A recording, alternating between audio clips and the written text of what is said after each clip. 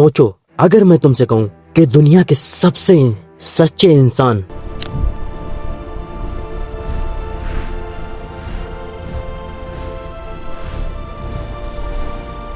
جس پر اللہ کی وحی نازل ہوتی تھی اس پر بھی جادو کیا گیا تھا، ان گروہ میں میرا ارادہ بند ہے۔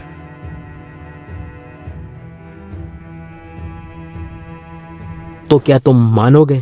اگر ہاں تو پھر ان کی وحی کا کیا، اور اگر نہیں تو پھر وہ حدیث جو صحیح بخاری میں ہے وہ جھوٹا ہے۔ آج کا ویڈیو تمہاری سوچ کو توڑنے والا ہے، کیونکہ آج ہم صرف ایک سوال نہیں جواب بھی دیں گے، بلکہ سچ اور پروپیگنڈا کی بیچ کی لکیر کو مٹا دیں گے۔ So start the video.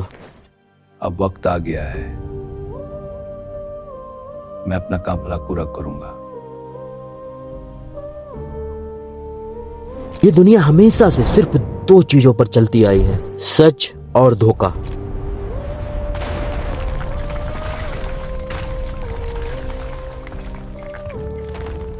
اور جب بات آتی ہے ہمارے نبی کریم صلی اللہ تعالی علیہ وآلہ وسلم کی تو یہاں دھوکہ اور بھی زیادہ ڈینجرس ہو جاتا ہے۔ کچھ لوگ کہتے ہیں نبی صلی اللہ علیہ وسلم پر جادو ہوا تھا، اور پھر اسی بات کو یوز کر کہتے ہیں تو پھر ان کی بات کیسے سچ ہو سکتی ہے؟ لیکن کیا سچ میں ایسا ہے، یا پھر یہ ایک ایسی بات ہے جسے غلط سمجھ کر اسلام پر حملہ کیا جا رہا ہے؟ آج نہ ہم ایموشنل ہوں گے نہ بلائنڈلی فالو کریں گے، آج صرف 3 چیزوں کا سہارا لیں گے، قرآن، صحیح حدیث اور سیدھی عقل، اور پھر دیکھیں گے کہ کیا سچ ہے۔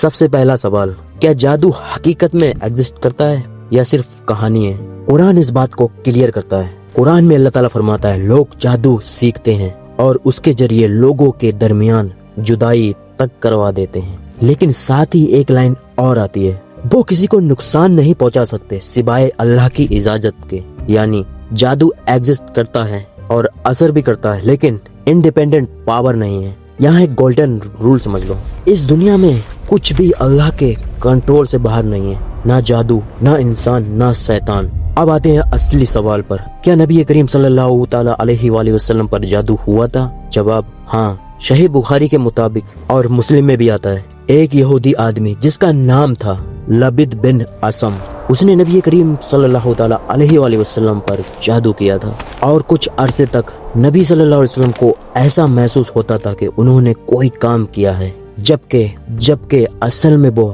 نہیں کیا ہوتا تھا۔ یہاں رک جاؤ، دھیان سے سوچو، یہاں پر کیا لکھا ہے؟ محسوس ہوتا تھا۔ یہ ورڈ بہت امپورٹنٹ ہے، یہ ریئلٹی نہیں پرسیپشن کی بات ہے، اور یہی پوری ڈیبیٹ کا سینٹر ہے۔ اب ایک لائن سمجھنے والی ہے، نبی کریم صلی اللہ علیہ وسلم 2 رولز میں تھے، یعنی انسان ہیومن لائف، اور رسول اللہ صلی اللہ علیہ وسلم یعنی کہ اللہ کے پیغمبر، پیغام دینے والے۔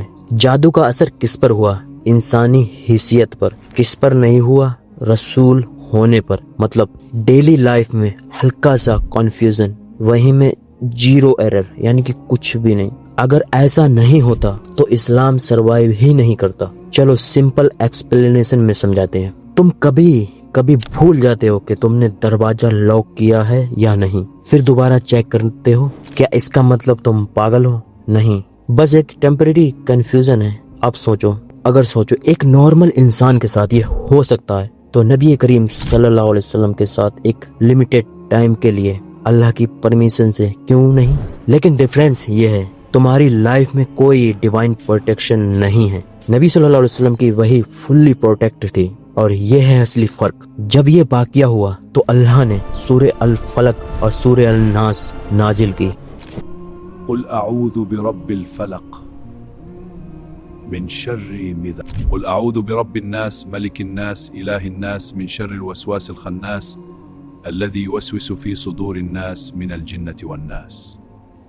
اور نبی کریم صلی اللہ علیہ وسلم انہیں پڑھ کر اس جادو کو ختم کر دیا۔ اور یہاں پر ایک بہت بڑا پروف چھپا ہے، اگر جادو پاورفل ہوتا کہ نبی صلی اللہ علیہ وسلم کی وہی افیکٹ کر دیتا تو یہ صرف 2 سوروں میں ختم نہیں ہو جاتا۔ مطلب کلیئر ہے، جادو کا اثر لمیٹڈ تھا، اللہ کی پروٹیکشن کمپلیٹ تھا، اور وہی بھی بالکل سیفلی اتری۔ اب سچ سمجھو، نبی صلی اللہ علیہ وسلم پر جادو ہونا اسلام کی کمزوری نہیں ہے، بلکہ ایک پروف ہے کہ نبی صلی اللہ علیہ وسلم انسان تھے۔ نبی صلی اللہ علیہ وسلم انسان تو تھے، لیکن اسپیسیز طور پہ انسان تھے۔ ویسے تو ان کی شان बुलंद है, वसल्लम के शान के बराबर कोई नहीं। और अल्लाह का सिस्टम इतना परफेक्ट है कि इंसानी वीकनेस के बावजूद दीन बिल्कुल सेफ रहा। ये इस्लाम की ब्यूटी है, ना कि प्रॉब्लम। सो दोस्तों आप जानते हैं कि आप सल्लल्लाहु अलैहि वसल्लम पर ये जादू कैसे हुआ, कब हुआ और क्यों हुआ। चलिए शुरू करते हैं। ये वाकया है उस वक्त का जब नबी करीम सल्लल्लाहु अलैहि वसल्लम मदीना में थे। इस्लाम धीरे धीरे फैल रहा था, लोग सच को पहचान रहे थे, लेकिन साथ ही कुछ लोग ऐसे भी थे जो दिल से इस्लाम को कभी एक्सेप्ट नहीं कर पाए। मदीना में एक आदमी था जिसका नाम था लबीद बिन आसाम। वो यहूदी था और अंदर ही अंदर नबी सल्लल्लाहु अलैहि वसल्लम से हसद करता था। उसने एक खतरनाक फैसला किया और वो फैसला था जादू करना। अब वक्त आ गया है, मैं अपना काम पूरा करूंगा। रिवायतों में आता है उसने नबी सल्लल्लाहु अलैहि वसल्लम के बाल और कंघी के कुछ टुकड़े हासिल किए। इन गिरोह में मेरा इरादा बंद है और उन पर जादू किया और कुछ किठा बांधी और फिर उस जादू को एक चीज में रख के छुपा दिया गया, एक कुएं में। यहाँ ये राज हमेशा छुपा रहेगा।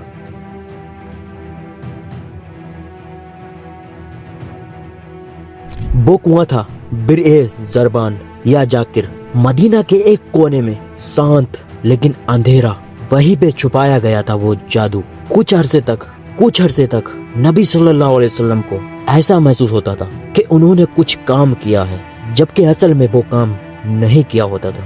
ये एक अजीब फीलिंग थी, ना पूरी हकीकत ना पूरा ख्याल, बस एक टेम्पररी असर। फिर एक दिन अल्लाह ने नबी सल्लल्लाहु अलैहि वसल्लम को इस बात की खबर दी। कुछ रिवायत में आता है कि 2 फरिश्ते आए और उन्होंने बताया किसने जादू किया, किसने किया और कहाँ छुपाया गया। फिर नबी सल्लल्लाहु अलैहि वसल्लम ने अपने सहाबा को भेजा और वो जादू उस कुएं से निकाला गया।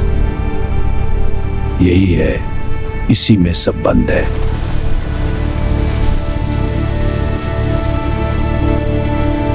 उसमें गिरा बंधी हुई थी और हर गिरा के साथ सूरह अल फलक और सूरह अल नास पढ़ी गई और वैसे ही गिरा खुलती गई और धीरे धीरे वो असर खत्म हो गया और फिर सब कुछ नॉर्मल हो गया। नबी सल्लल्लाहु अलैहि वसल्लम बिल्कुल ठीक हो गए, ना कोई नुकसान रहा ना कोई परमानेंट असर, और सबसे इम्पोर्टेंट बात, दीन बिल्कुल सेफ रहा, वही बिल्कुल महफूज रही। ये वाकया खत्म हो गया।